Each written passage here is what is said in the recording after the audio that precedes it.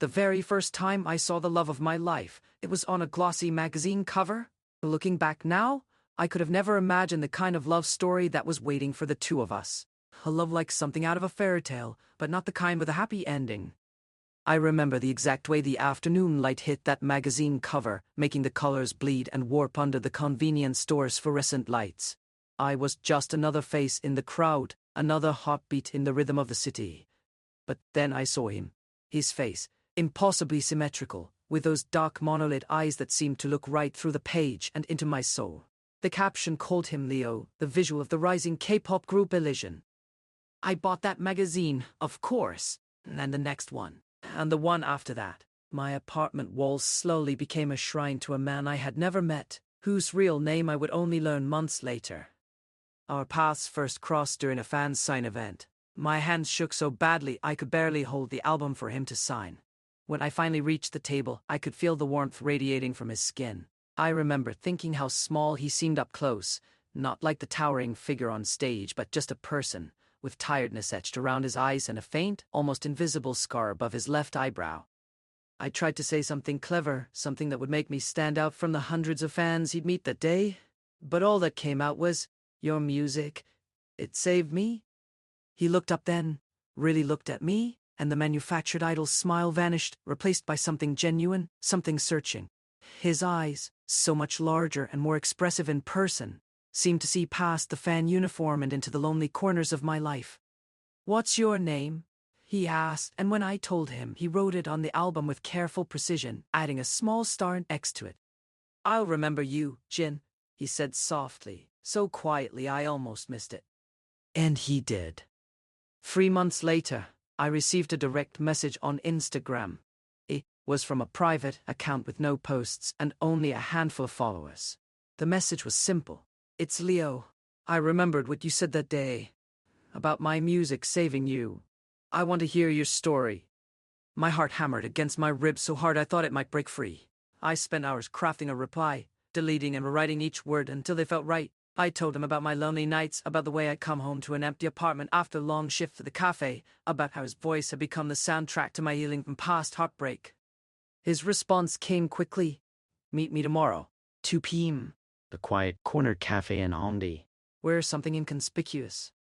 I arrived 15 minutes early, my hands damp with sweat. I chose a table in the back, facing the door, my heart rate accelerating every time it opened. When he walked in, I almost didn't recognize him. Gone was the platinum blonde hair, replaced by a natural dark brown. He wore a black face mask, an oversized hoodie, and a baseball cap pulled low over his eyes. He looked like any other young man in Seoul, except for the way he moved, with an innate grace that drew the eye even when he was trying to be invisible. He slid into the seat opposite me, pulling the mask down once he was settled. His eyes crinkled at the corners when he smiled. "You came," he said, and it wasn't a question. "You asked," I replied, my voice barely above a whisper. "I never thought that you'd hear from me again." He finished for me. "I know, but I meant what I said. I wanted to know you." The waitress came, and we ordered coffees in awkward silence. When she left, he reached across the table, his fingers brushing against mine. The contact was electric, sending a jolt through my entire body. "I don't do this," he said suddenly, his eyes searching mine. "Ever. But there was something about you that day, something that felt real." I swallowed hard. "Everything about me is real. That's the problem, isn't it?" He flinched slightly at my words, and I instantly regretted my tone. But then he surprised me by laughing softly. "You're right," he said. "Everything about my world is manufactured. The smiles, the fan service, even the way I'm told to look at the camera. But this feels like the only real thing in my life right now." We talked for 2 hours that day. About music, about dreams, about the crushing weight of expectations in his world and the quiet loneliness of mine. When our coffees were long cold, he glanced at his watch, his expression faltering. "I have to go," he said reluctantly, "but I want to see you again." We made plans to meet the following week, this time at a private screening room he'd reserved. The secrecy was both thrilling and terrifying. We were creating something precious in the shadows, something that couldn't survive in the light. Over the next few months, These secret meetings became my lifeline. I learned the real him. Leo was the name he whispered to me when no one else was listening. I learned that he hated the taste of coffee but drank it anyway because that's what idols did. I learned that he had a small scar on his chin from falling off a bike as a child, and that he sometimes cried himself to sleep after particularly harsh performances. One evening, as we sat in the dim light of a quiet rooftop bar overlooking the city, he took my hand. "Sometimes I wonder if this is all a dream," he said, his thumb tracing circles on my palm. "If I'll wake up tomorrow and realize I imagined you." I squeezed his hand. "I'm real, Leo. I promise." He leaned closer, and for a moment I thought he might kiss me. But he stopped, our faces inches apart, and simply breathed the same air. The tension between us was so thick I could taste it. "I can't," he whispered, more to himself than to me. "I can't risk you." That night, when I returned to my empty apartment, I found a package at my door. Inside was a simple silver ring, size too small for any of my fingers but fitting perfectly on my pinky. There was no note, but I knew it was from him. It became our silent language. The ring meant, "I'm thinking of you." A particular emoji sequence in our encrypted chats meant, "I miss you desperately." A specific song he'd release would contain lyrics he'd written about us, hidden in plain sight for anyone to interpret, but meant only for me. Our intimacy grew in these small, stolen moments. Once, when the power went out during a thunderstorm at my apartment, he called me immediately and we stayed on the line for hours, our voices the only light in the darkness. Another time, he showed up at my door at 3 a.m., having slipped away from his dorm, and we just lay on my living room floor, listening to the city breathe around us. The closest we came to anything more was during a movie night at the private screening room. The film was forgotten as we sat in the plush seats, my head resting on his shoulder, his arm draped around me. I could feel the warmth of his body seeping into mine, could smell the faint scent of the expensive cologne he wore for events but never for our meetings. "Jen," he whispered against my hair. He didn't finish. Instead, he tilted my chin up, and when he leaned in this time, he didn't stop. His lips were soft and hesitant at first, then more confident, tasting of mint and something uniquely Leo. It was over too quickly, leaving me breathless and wanting more. "I shouldn't have done that," he said, but there was no regret in his voice, only something that sounded like resignation. "Don't say that," I replied, my fingers tracing the line of his jaw. "Don't you dare take it back." He closed his eyes, leaning into my touch. "I won't. But you have to understand how dangerous this is. Not just for me, but for you too." The danger was always present, a shadow hanging over our stolen moments. I became an expert at discretion, at creating plausible deniability for my sudden disappearances, at looking through him when we occasionally crossed paths in public. Once, at a music show, our eyes met across the crowded studio, and for a heartbeat the world fell away. I saw the same longing in his gaze that I felt in my own, and it both thrilled and terrified me. Winter came, bringing with it the season of award shows. I watched him on screen, a vision in tailored suits and flawless makeup, accepting trophies with practiced humility. Each award he accepted felt like another brick in the wall between us, another reminder that I loved someone who belonged to the world. One night, after a particularly glamorous event, he showed up at my door, still in his expensive suit but with the tie loosened and the jacket draped over his arm. His hair was disheveled, and his eyes held a weariness that went beyond physical exhaustion. "I couldn't go back to the dorm," he said by way of explanation, stepping inside my small apartment that suddenly felt inadequate in the presence of someone so polished. "Not tonight." I didn't ask questions. I just took his jacket and led him to the sofa, where he collapsed with a sigh that seemed to carry the weight of the world. In my bathroom, I found a spare toothbrush and one of my oversized t-shirts. When I returned, he had fallen asleep sitting up, his head tilted against the cushions, his face softened in sleep, stripped of the performance mask he wore so expertly. I covered him with a blanket and sat on the floor nearby, watching him breathe. In sleep, he wasn't Leo the idol. He was Leo, the man who had shown me more kindness than I deserved, the man whose laughter had become my favorite sound, the man whose touch could calm the storm in my soul. Sometime in the middle of the night, I felt a gentle touch on my shoulder. "Come here," he whispered, and I moved to the sofa, curling into the small space beside him. He wrapped his arms around me and I rested my head on his chest, listening to the steady rhythm of his heartbeat. It was the most intimate we had ever been, fully pressed against each other in the quiet darkness of my apartment. "I dream about this," he murmured against my hair. "About being normal, about falling asleep next to you and waking up with you still here." "Is that what you want?" I asked, my voice thick with emotion. "Normal? I want you," he replied simply. "Normal is just impossible." We lay in silence after that, the space between words filled with everything we couldn't say aloud. The morning sun found us still entangled on the sofa, a tangled mess of limbs and blankets. The sight of him in my t-shirt, with sleep-mussed hair and a slight stubble on his chin, made my heart ache with a mixture of joy and sorrow. "This can't last," he said as if reading my thoughts. "Sooner or later, someone will find out. The company, the fans." "I know," I replied, though the words tasted like ash in my mouth. "But it's worth it, isn't it?" He tilted my face toward his thumb stroking my cheek. "Every moment with you has been worth everything." The knock on my door that afternoon sent us both scrambling.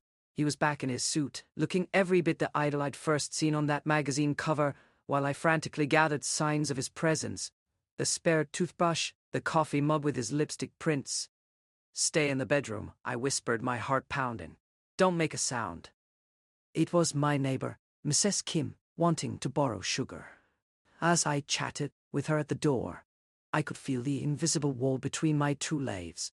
This mundane neighbor who knew nothing of the celebrity hiding in my bedroom, and the secret world I shared with a man millions adored. When she finally left, I found Leo standing by my window, looking down at the street below. "They're out there," he said, pointing to a small group of fans gathered near the building entrance. "They must have tracked me somehow." Panic seized me. "What do we do?" "I'll go out the back," he said, already moving toward the door. "Oh, follow me. Don't even look out the window until I text you that I'm clear." He paused, taking my face in his hands. "Be careful, Jen. From now on, we need to be more careful than ever." His kiss was quick, desperate, a collision of fear and longing. When he left, the apartment felt emptier than ever before. The next few weeks were a whirlwind of near misses. We reduced our meetings to encrypted texts and late-night phone calls, his voice sometimes cracking with exhaustion after a 17-hour day of schedules. I learned to read between the lines of his public appearances, the subtle way his gaze would sweep the crowd during performances. Searching, hoping. "Sometimes I think I see you," he told me one night, his voice tinny through the phone. "In the sea of faces, I'll catch a glimpse of someone who reminds me of you, and for a second, I can't breathe." "I'm there whenever I can be," I admitted, my fingers tracing the silver ring on my pinky. "Standing at the back, hiding in plain sight." "It's not enough," he said, and I could hear the frustration in his tone. "I want to hold your hand in public. I want to introduce you as my friend, at least. But I can't even do that." Our relationship had become an exercise in longing. Each brief encounter intensifying the hunger for more, each separation deepening the ache of our forced distance. The world saw a perfectly polished idol, rising higher in fame with each passing day. They didn't see the man who sometimes fell asleep on the phone with me, too exhausted to say goodbye, or the one who saved every message I ever sent him in a password-protected folder on his phone. The threat of discovery became a constant, shadowy presence. We developed a code system for emergencies, a specific emoji sequence that meant delete everything. We might be compromised. I lived with my finger hovering over the delete button, my heart skipping every time my phone buzzed with an unknown number. One evening, as I was closing up the cafe where I worked, a young woman approached the counter. She couldn't have been more than 18, with a phone case covered in photos of Elysian. "Are you a fan?" she asked, her eyes bright with enthusiasm. I hesitated, carefully arranging the last of the clean mugs. "I follow their music," I said evasively. Her face lit up. "Leo is my bias. He's been acting strange lately, though. Don't you think?" My blood ran cold. "Strange how?" "Well," she leaned forward conspiratorially, "there are rumors online. Some fans think he's dating someone secretly. There's this one forum where they analyze every little thing. His facial expressions, what he wears, who he follows on social media." The world tilted slightly. I gripped the edge of the counter, forcing a neutral expression. Idols are always rumored to be dating. It comes with the territory. Maybe, she said. Her expression was unconvinced, but Leo seems different, softer somehow. In his recent live, he was wearing this silver ring. It looked just like one the fans have spotted in the background of some of Jin's photos. She watched me too closely, her gaze assessing. I realized with a jolt that she might be fishing, testing me. Jin? I asked, my voice barely steady. You know the model? The one who sometimes gets into trouble for being too outspoken about Elysian? She frowned at my blank expression. Come on, everyone in the fandom knows about Jin. Tall, broad shoulders. Looks like he stepped out of a historical drama. The way he looks at Leo during music shows. My thoughts raced. There was another Jin. A public one, someone I'd never considered. Someone whose devotion to Elysian had apparently become fan gossip. I don't really follow fan communities much, I managed, forcing a smile. I just enjoy the music. She nodded, apparently satisfied. Well, if you haven't seen the theories, you should look them up. It's fascinating how fans piece things together. After she left, I locked the cafe door and leaned against it, my legs feeling like they might give out. I pulled out my phone, my hands shaking as I typed Elysian Jin theories into the search bar. There it was. Pages upon pages of analysis, fan-circulated photos, and speculation. There was the other Jin, looking remarkably like me, attending fan signs and concerts. Fans had pointed out moments when Leo's eyes had seemingly found him in the crowd. There were screenshots from old live streams where a tall, broad-shouldered figure could be seen in the background. And there, in a grainy photo taken by a fan, was the silver ring on my pinky finger, unmistakably similar to one the other Jin wore. The realization sent a chill through me. We had been so careful, but someone else, a public Jin, had inadvertently created a smoke screen for our private relationship. At the same time, this public persona had drawn attention to details I'd thought were hidden. I sent the encrypted emergency code to Leo, a moon followed by a broken heart. His response came almost immediately. Are you safe? I called him, needing to hear his voice. Leo, there's another Jin. A model. Fans think you're involved with him. Silence on the other end, then a weary sigh. I know about him. I saw the theories months ago. It's why I felt safer meeting you. They were looking in the wrong direction. But they're connecting the dots, I said, my urgency mounting. They saw my ring, in a photo someone took of me working at the cafe. Where are you now? He asked, his tone suddenly sharp. At the cafe. I'm closing up. Go home. Lock your doors. I'll call you when I'm somewhere secure. The line went dead, leaving me with the rapid beating of my own heart. The safe bubble we had created around ourselves had burst. That night, Leo called from a burner phone, the connection poor and crackling. Either, simply watching as my manager escorted me to the subway entrance. Is everything okay? He asked, and I could only nod, unable to explain the growing fear that was becoming a constant companion. The next few weeks brought more of the same, strangers showing up at, and through it, at me. I think about you all the time. I wonder if you're safe. If anyone's bothered you. I hope not. He paused, and I could see the struggle in his expression. I keep thinking about that night in the parking structure, the sun rising over the city. I replay it in my mind sometimes, not the terrible part. The part where you were there. We need to be more discreet, he said, the words clipped. No more meeting at regular places. No more public appearances, even by accident. We haven't. I started to protest, but he cut me off. You've been seen, Jin, by fans who know what to look for. They may have the wrong Jin, but they're looking for someone like you. His words stung, though I knew he wasn't trying to be cruel. What are you saying? I asked, a knot forming in my stomach.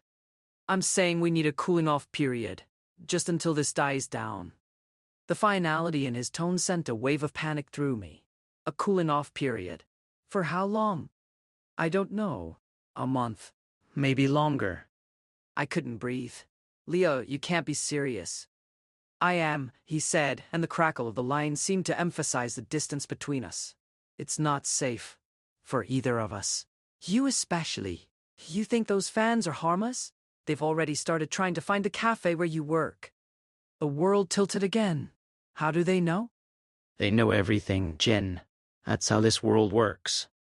We fell into a silence that stretched so long I thought the call had dropped. I'm sorry, he finally said, and the pain in his voice was so raw it made my chest ache. I never wanted this for you. For us. You're not just apologizing for the fans, are you? I asked, though I already knew the answer. No, he admitted softly. I'm sorry for putting you in danger. For making you part of something that could destroy you.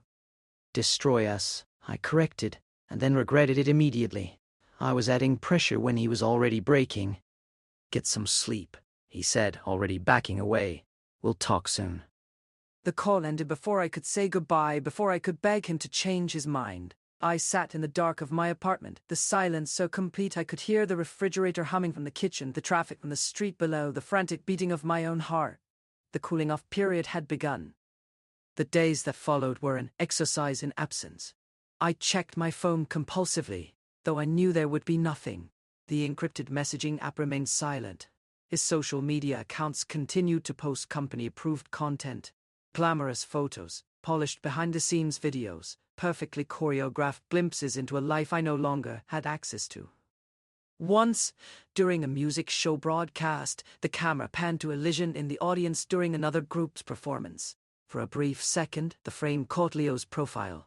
He was looking down, a small, sad smile on his face, tracing something on the back of his hand with his thumb.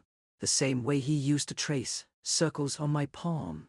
The camera cut away, but the image burned into my memory. A private moment broadcast to millions, understood only by me. The weeks turned into a month. The other Jen, the model, appeared at another fan sign. The online forums buzzed with renewed speculation. I watched from a distance, a ghost in my own life story as fans pieced together a narrative that was both true and false. They had the right shape, but the wrong substance. Spring arrived, bringing with it Elysian's comeback announcement. The promotional cycle began with teaser photos, one featuring Leo in dramatic, artistic lighting, looking directly at the camera with an intensity that made me catch my breath. The comments section filled with fans praising his visual, analyzing the concept, and yes, still speculating about his love life. Leo's emotional lately. One comment read. You can see it in his eyes. Another replied, it's the concept. He's an artist, he's conveying emotion. But a third said, I still think it's because of that model Jin. Did you see how Leo looked at the crowd during the last concert? He was searching for someone. I closed the browser window, unable to read more. The constant monitoring of fan discussions was becoming a form of self-torture, a way of staying connected to him that was only amplifying my loneliness. At work, I found myself smiling at customers with an emptiness that mirrored the hollow space inside me. My hands moved through familiar tasks, taking orders, making coffee, cleaning counters, while my mind drifted to memories I was trying so hard to suppress. The way Leo's eyes crinkled when he laughed, the specific scent of his cologne, the warmth of his body next to mine on that one night he stayed over. 2 months into our silence, I received a message from an unknown number. It's me. Don't reply. Just read.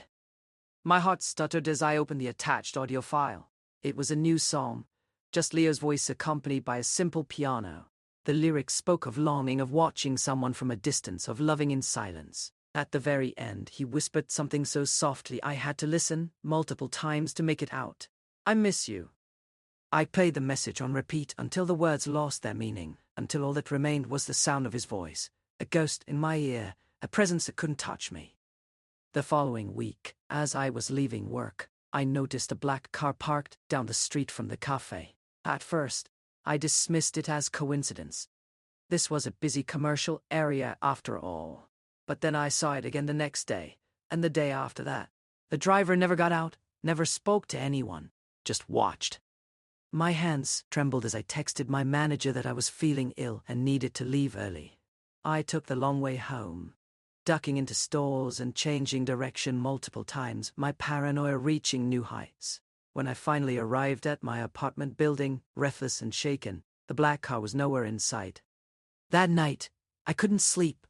Every creak of the building, every distant siren, sent a jolt of adrenaline through me. The world, which had once felt so ordinary, now seemed filled with threats, real or imagined. I had stepped into Leo's reality, where even shadows had eyes. Days later, as I was stocking shelves in the back room of the cafe, a customer approached the counter. "Excuse me," a woman's voice called out. "Is Jin working today?" My manager replied, "He just left for the day. Can I take a message?" There was a pause. "No, that's okay. I'm just an old friend trying to reconnect." The exchange sent a chill down my spine. I stayed hidden in the back room until I heard the bell on the door jingle indicating she'd left. Peeking through the small window in the door, I caught a glimpse of her as she walked away. A woman in her late 30s with a press pass dangling from her neck. That evening, I received a cryptic message from Leo. "They're getting closer. Time is running out." My blood ran cold. "Who?" I typed, my fingers fumbling with the screen. His response was immediate. "Everyone." The countdown had begun. 2 days later, I found it tucked under my apartment door. A plain white envelope with no return address, no stamp. Inside was a single photograph. Me and Leo entering that quiet corner cafe in Hongdae months ago. The image was grainy, taken from a distance across the street, but unmistakable. Our heads were bent together, a secret passing between us like a current. The bottom of the photo held 3 words typed in a clean, menacing font. "We know." My legs gave out, and I sank to the floor, the photograph trembling in my hand. The photograph wasn't dated. It could have been taken yesterday or months ago. The timing of its delivery was a message in itself, a threat hanging in the air. I considered running, packing a bag and disappearing to some small town where no one knew my face. But where would I go? And how could I leave without saying goodbye to him? That night, sleep was impossible. Every shadow seemed to move, every sound became a footstep in the hallway. I sat in the dark, clutching my phone, waiting for a message that would either save me or condemn me. Near dawn, my phone buzzed. A single word from an unknown number. "Now." I didn't hesitate. I grabbed my jacket and keys, my movements practiced from our earlier days of secrecy. As I slipped out of my building, I scanned the street, half expecting to see flashing cameras or reporters with microphones. But there was nothing, just the early morning quiet of a city still sleeping. The taxi dropped me several blocks from our designated location, an abandoned parking structure near the Han River. The concrete smelled of damp and decay as I climbed the stairs to the top level, my footsteps echoing in the cavernous space. He was there, waiting for me by the railing, looking out at the water reflecting the emerging dawn. In the dim light, he looked fragile, almost translucent. The oversized hoodie and jeans did little to disguise the tension in his shoulders, the rigid set of his jaw. "You got it too," he said, not turning around. "Someone left it at my door." He finally faced me, and the devastation in his eyes knocked the breath from my lungs. "The company got an anonymous email yesterday, with the same photo." My hands felt cold despite the mild morning air. "What did they say?" "What do you think they said?" He replied, a bitter smile twisting his lips. "They demanded an explanation." I denied everything, of course. Told them it was photoshopped, that it was part of some fan conspiracy to create drama. "Do they believe you?" He shook his head slowly. "They've suspended me from upcoming activities. Indefinitely. They said they're managing the situation." The phrase sounded ominous, clinical. Managing it how? "I don't know," he admitted, and I could hear the fear beneath the calm exterior. "But they gave me an ultimatum. Either I voluntarily end whatever this is and cooperate with whatever narrative they construct, or—" He didn't need to finish. The unspoken alternative hung between us. Legal action, public shaming, career destruction. Not just for him, but potentially for me too. "So this is it?"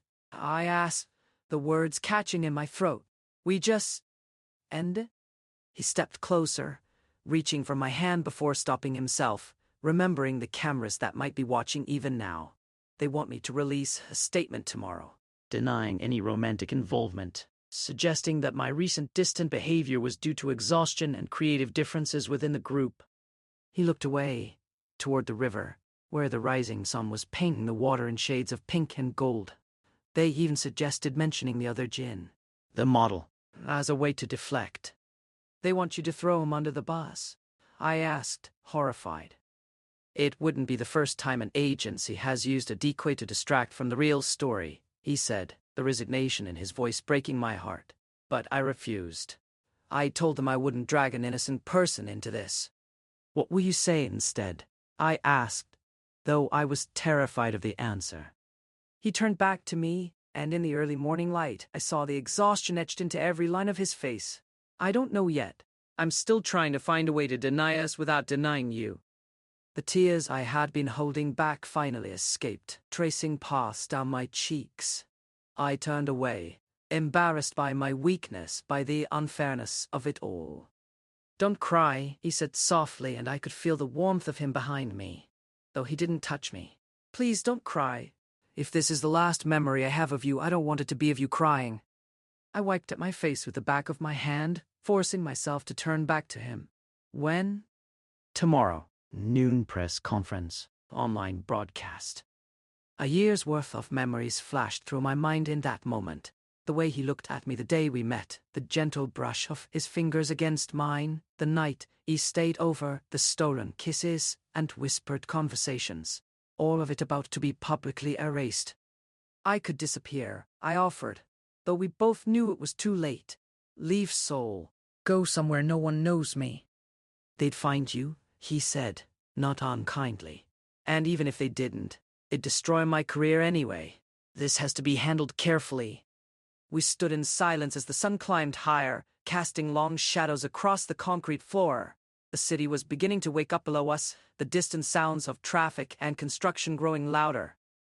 I'm sorry, I said, the words feeling inadequate even as they left my lips. I never wanted to hurt you. You didn't, he replied, and I could see he meant it. Being with you is the realest thing in my life, worth whatever comes next. His phone buzzed, and he glanced at it with a grim expression.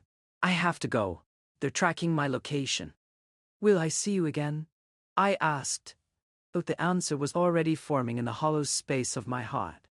He hesitated, and in that hesitation, I heard everything we both feared.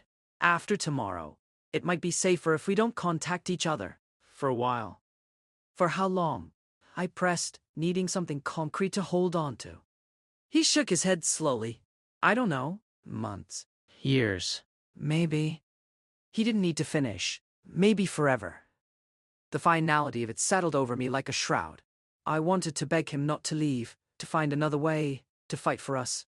But looking at him, at the defeat in his shoulders, the weariness in his eyes, I knew there was no fight left to be fought. Not today. Take this, he said, slipping a small burner phone from his pocket. It's untraceable. One number saved. Mine. Use it only in emergencies. If something happens. I took it, my fingers brushing against his in a contact so brief it barely registered. What kind of emergency? He looked at me for a long moment, his expression unreadable. If anyone approaches you, reporters, fans, anyone asking questions about me, or if you feel like you're being watched. And what happens then? He hesitated. Then I'll know it's really begun. The managing? I asked, using the company's clinical term. He nodded, his gaze drifting toward the horizon. I have to go, Jin. They'll come looking for me. I watched as he walked away, his figure growing smaller against the backdrop of the waking city. I wanted to call out to him, to say one last thing, but the words caught in my throat.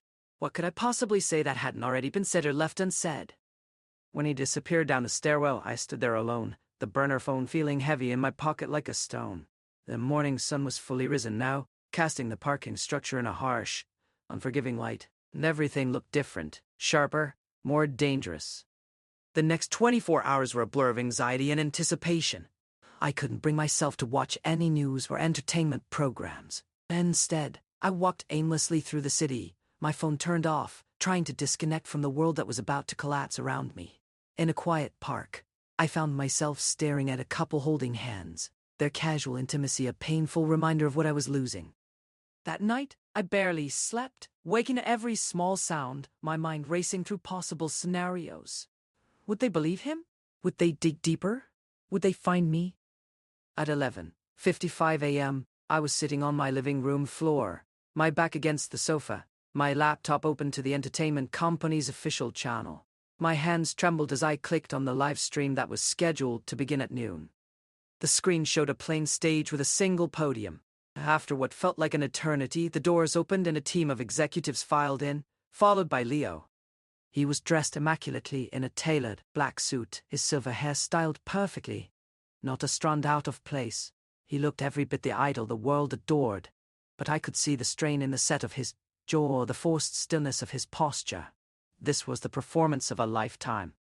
The CEO spoke first, droning on about the company's commitment to integrity and their concern for their artists' well-being. I barely registered the words, my focus entirely on Leo, who stood beside the podium, his expression carefully neutral. Then it was his turn. He approached the podium, adjusting the microphone, his movements practiced and precise. For a long moment, he simply stood there, gathering himself, his gaze sweeping across the invisible audience. Recently, he began, his voice steady despite the tremor I could almost feel from across the screen.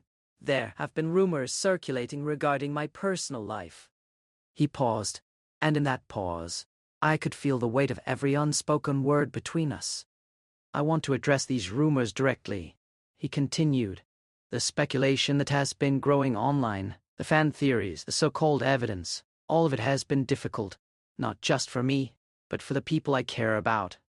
He looked down, as if gathering strength, before continuing. The truth is, I have been going through a difficult period. The pressures of this industry, the constant scrutiny, the expectations, it's taken a toll on me. He looked up then, directly into the camera, and for a heartbeat, I felt as though he were looking straight at me. But I want to make one thing clear. While I have formed a close connection with someone during this challenging time, it is not what it has been portrayed to be. The relationship that has been speculated about online, between myself and another public figure, is simply not true. He didn't mention the other Jin by name, but the implication was clear enough. I apologize to everyone I've disappointed, he said, and the regret in his voice was so genuine it made my chest ache. To my members, who have stood by me. To my company, who has supported me. And most of all, to my fans, who have given me everything. He took a deep breath, and I could see the slight tremor in his hands as he gripped the edges of the podium. I need some time to reflect and to focus on my mental health. I'll be taking a break from all activities for the foreseeable future. I hope you can understand. With that, he stepped back from the podium, and the CEO moved forward to field questions from the press. The stream continued, but I closed my laptop. The final image of him burned into my mind. Standing alone on that stage, a perfect performance of a man telling the world a partial truth to protect the whole of it. The hours that followed passed in a surreal haze. I wandered through my apartment, touching objects as though they belonged to someone else. The silver ring on my pinky felt like a branding, a mark of my transgression. When I caught my reflection in the mirror, I barely recognized the person staring back. Eyes hollow, face pale, the ghost of a love that was now officially declared false. The next day was worse. Walking to work, I felt a dozen pairs of eyes on me, though I knew it was just my paranoia. Every person on the street seemed to be studying me, their glances lingering a second too long. At the cafe, my manager kept looking at me with a mixture of pity and concern. "You saw the news?" he asked, and I could only nod, my throat too tight to form words. "That must be difficult. If you only knew." Throughout my shift, customers whispered in corners, their phones displaying articles and screenshots from yesterday's press conference. I kept my head down, my hands busy with routine tasks, my mind replaying the last few months like a film reel stuck on a loop. That evening, as I was closing up, I noticed someone waiting outside, leaning against the opposite wall, trying to look casual but failing. My heart hammered against my ribs as I recognized the face from the grainy photograph that had been left at my door. A fan who frequented the online forums, one of the most vocal believers in the Elysian theory. I called my manager from the back room, my voice shaking. "Can you walk me out tonight? I think someone's waiting for me." When we emerged together, the fan's eyes widened with recognition, and with something else, something darker than admiration. She didn't approach, but she didn't leave either, just watched as my manager escorted me to the subway entrance. "Is everything okay?" he asked, and I could only nod, unable to explain the growing fear that was becoming a constant companion. The next few weeks brought more of the same. Strangers showing up at the cafe, questions about my relationship with Elysian, photographs taken of me from a distance. Once I found a note tucked under my windshield wiper. "We know it was you." The burner phone remained silent, though I checked it obsessively. The emergency line that connected me to him stayed dormant, a quiet reminder that the connection was there but couldn't be used. The silence was both a comfort and a torture. 2 months after the press conference, as autumn painted the city in shades of amber and crimson, I received a text from an unknown number. "It's me. Don't reply. Check your email." My hands trembled as I opened the email on my phone. The subject line read simply, "For your eyes only." The message contained only a video file. I plugged in headphones, my heart pounding, and clicked play. The video showed Leo in what appeared to be a recording studio, though it was empty except for him. He looked thinner, paler, the vibrant energy that defined him dimmed to a faint glow. His silver hair had grown out, revealing the natural dark roots, creating a stark contrast that mirrored the conflict within him. "Hi, Jin," he began, and the sound of my name from his lips after so long sent a jolt through me. "I know you're not supposed to be seeing this." They've got me under surveillance. Wow, more than usual now. He attempted a weak smile that didn't reach his eyes. "I'm sorry, I've been quiet. They took my devices. Said I needed to disconnect to heal." He made air quotes around the words, a bitter twist to his lips. "But I found a way to get this message to you. Through a friend I still trust." He looked down, picking at a loose thread on the sleeve of his hoodie. "The break is indefinite. They're deciding how to reintegrate me. There's talk of solo work, maybe acting, anything to shift the narrative." His gaze lifted, and he looked directly into the camera lens at me. "But that's not why I'm sending this." I needed to see you even if you can't see me back. I keep replaying our last meeting at the parking structure, the way the sun was coming up. I replay it in my mind sometimes. Not the terrible part. The part where you were there, real even if only for a moment." He ran a hand through his hair, a gesture I knew so well. "Do you remember what I said that morning? That being with you was the realest thing in my life?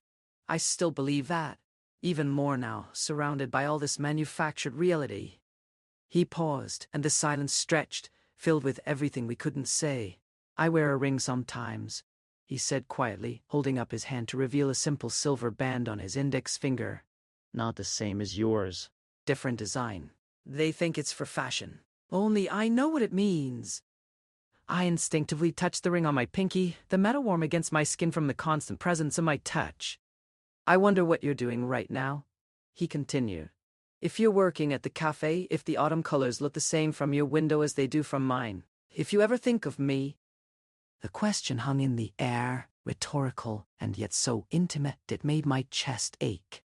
"I think about you all the time," he admitted, his voice dropping to a near whisper.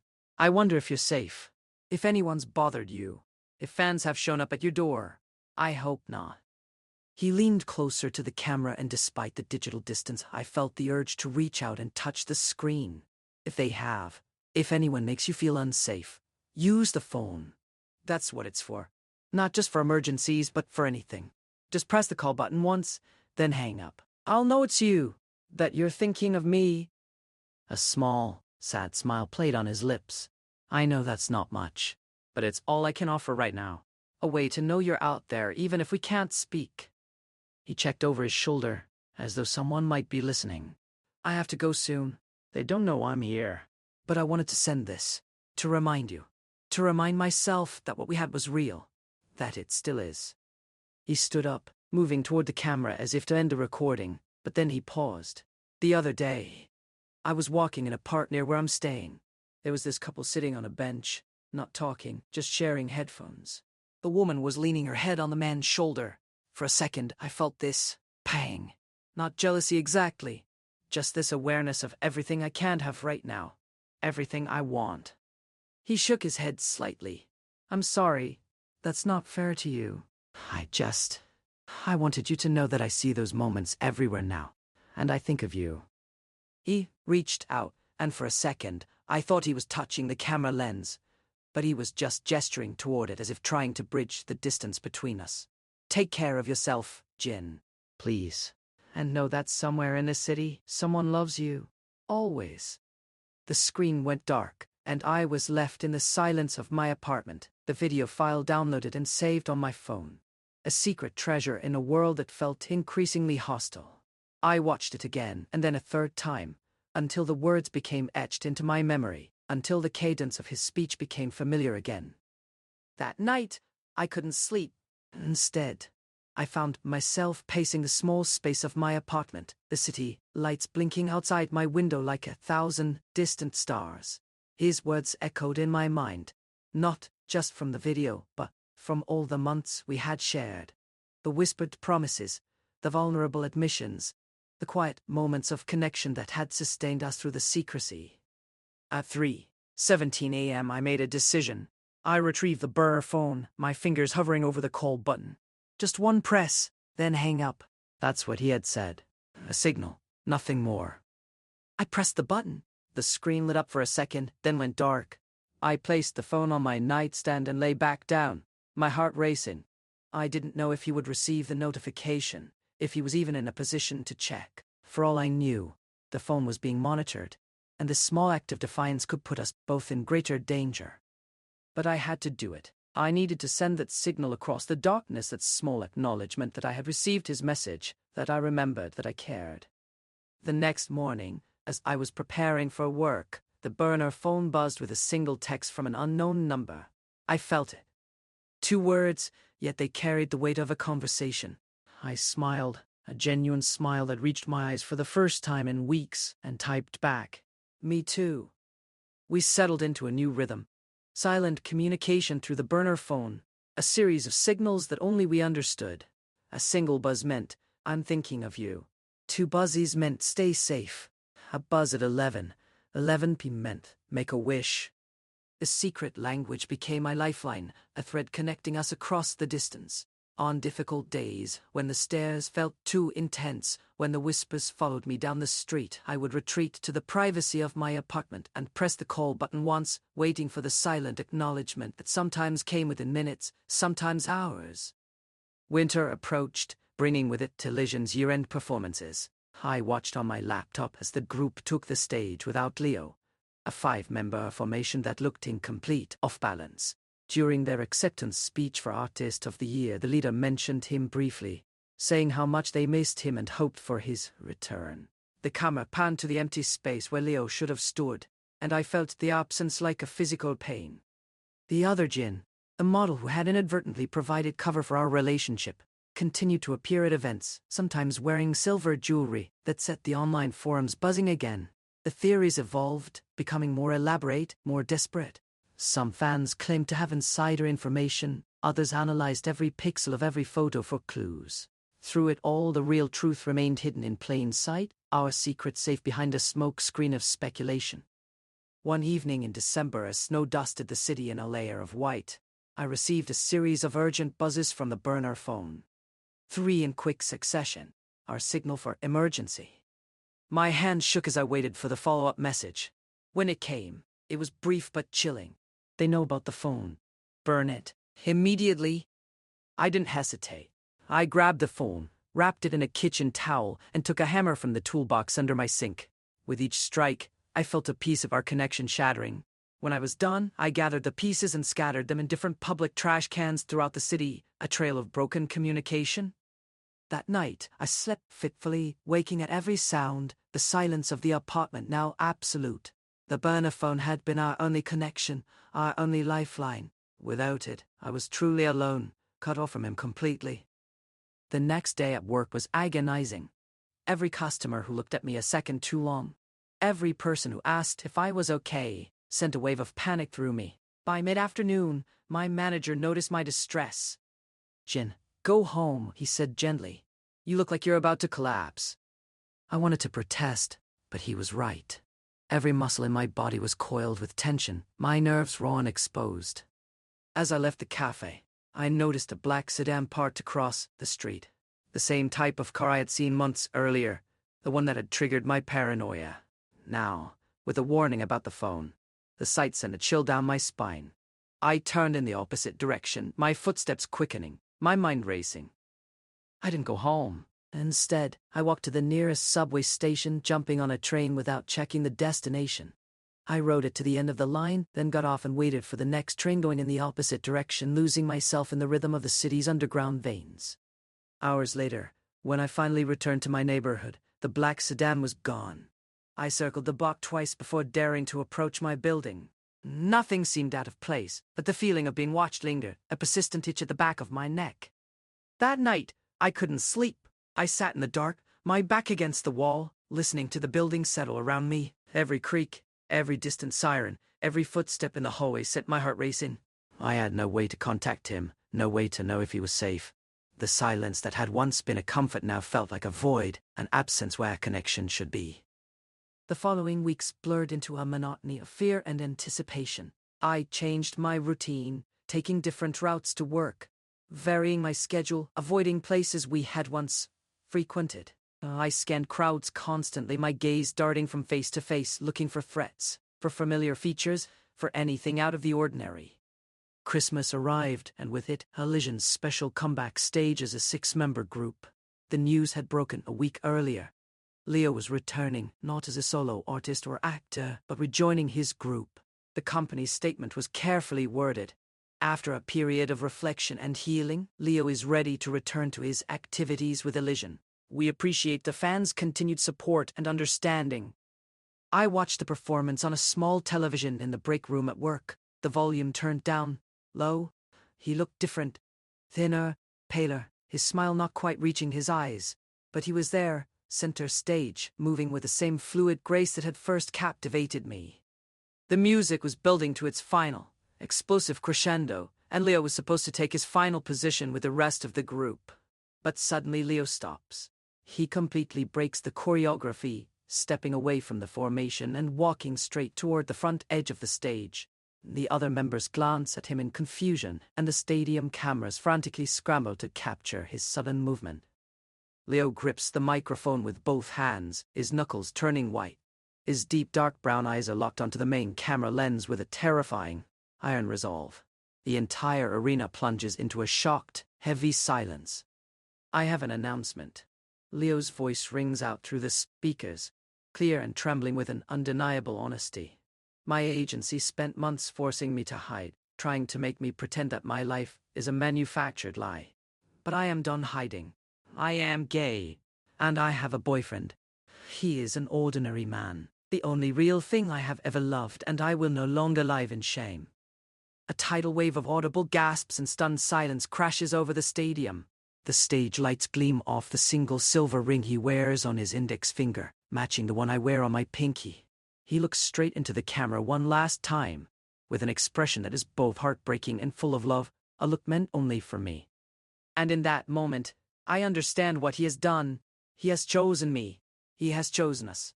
He has thrown away his entire career, his entire life, for the chance that we might be free. The screen in the break room cut to black abruptly, replaced by the station's logo in a panicked anchor's voice. My colleagues were staring at the screen, mouths agape, their coffee cups frozen halfway to their lips.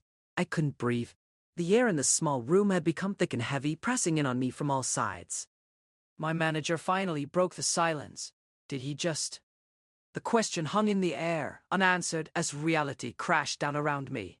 I pushed my chair back, the scraping sound unnaturally loud in the stunned silence. I need to go. I didn't wait for a response. I was already moving, pushing through the door, my legs carrying me out into the street before my mind had fully registered what was happening. The city around me continued its ordinary rhythm. Cars honking, people laughing, children shouting. But I was moving through it in a bubble of silence, a ghost in my own life. By the time I reached my apartment building, news alerts were exploding on every phone screen I passed.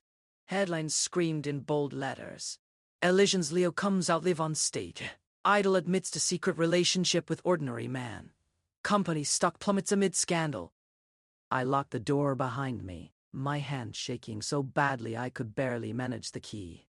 The apartment was quiet, too quiet after the chaos of the outside world. I sank to the floor, my back against the door, and finally allowed myself to feel everything I had been suppressing. Fear, pride, panic, a fierce, overwhelming love. He had done this. For me, for us. The ring on my pinky finger suddenly felt heavier, as if it carried the weight of his confession, of our shared history, of the uncertain future that stretched before us. Hours passed. The afternoon light shifted to evening, casting long shadows across the room. I remained frozen in place, unable to move, to eat, to think. My phone buzzed repeatedly. Messages from concerned friends, from my manager, from numbers I didn't recognize. Then, amidst the endless buzzing, a distinct, painfully familiar vibration broke through. My heart leaped straight into my throat when I saw his private, encrypted number flashing on the screen. I answered with trembling fingers, my voice turning into a breathless whisper. Leo? Jin. His voice came through the receiver, raspy, exhausted, but filled with a deep, beautiful relief. I did it. I couldn't keep lying to the whole world while you were suffering in the shadows. I told them everything. I told them I love you. Tears blurred my vision as a wave of all-consuming love washed over me. Leo, your career, your whole life. Being with you is my only real life. Jin, he cut me off softly, his voice full of warmth. The agency is furious, but I don't care anymore. I'm already downstairs. I slipped away from security an hour ago. Just wait for me. We're finally going to be free. Together. Hearing his words, I smiled genuinely for the first time in ages. We began to eagerly anticipate our meeting, whispering about a future where we wouldn't have to hide anymore, our voices seemingly erasing this agonizing distance between us. I'll be waiting by the door, I promised quietly. Hurry, Leo. I miss you so much. I'm almost there, he replied. I love you, Jin. I love you too. The word cut off in my throat. A sudden, violent blow shook my broad shoulders. The black back door of the apartment from the fire escape violently burst open out of the darkness. Before I could even turn around, a sharp, blinding pain pierced right between my ribs. I gasped sharply, the phone slipping from my weakening fingers and dropping with a dull thud. Get away from the door, I managed to choke out, my vision starting to blur. There. I don't know if he heard me. I don't know if the message was sent. The world around me dissolved into a dizzying, agonizing haze of pain and confusion. The last thing I saw was the door swinging open, and in the doorway, a silhouette framed against the light, a silhouette that might have been him, reaching for me. The silence in the apartment after it all was over was absolute, a suffocating blanket that muffled everything but the frantic, desperate pounding on the door. The pounding belonged to him, of course, drawn by the abrupt end to our call, by a lover's intuition that something was terribly wrong. Jin! Open the door! His voice was raw with panic, each word a desperate plea. Jin, please. The police held him back, their voices calm but firm against his hysteria. Sir, you can't go in there. We're securing the scene. I have to, he insisted, struggling against their grip. He's my... The words caught in his throat as the door finally opened and paramedics emerged, their faces grim. They wheeled out a covered stretcher, the white sheet stained with a deep, ominous red that seemed to spread like a stain across the pristine fabric. I watched from somewhere else, from a place just beyond the threshold of the room, detached yet somehow still connected to the body on the stretcher, to the man falling to his knees in the hallway, to the chaos that had erupted from a single, violent act. He was an obsessive fan, one officer explained to another, his voice slow but carrying in the corridor. Found a letter in his pocket. Ranted about protecting Leo from false rumors and deceivers. Apparently, he'd been tracking Jin for weeks. Any chance the victim will make it? The second officer asked. The paramedic shook his head. Punctured lung. Massive internal bleeding. Lost too much blood before we got here. The words should have meant something to me. Fear, pain, finality. But I remained floating in this strange liminal space, observing the aftermath of my own ending. Leo's sobs echoed through the hallway, raw and unrestrained, a sound of pure agony that seemed to tear at the very fabric of the world. He reached for the stretcher as it passed, his fingers brushing against the covered form. Don't take him, he begged, his voice breaking. Please don't take him away from me.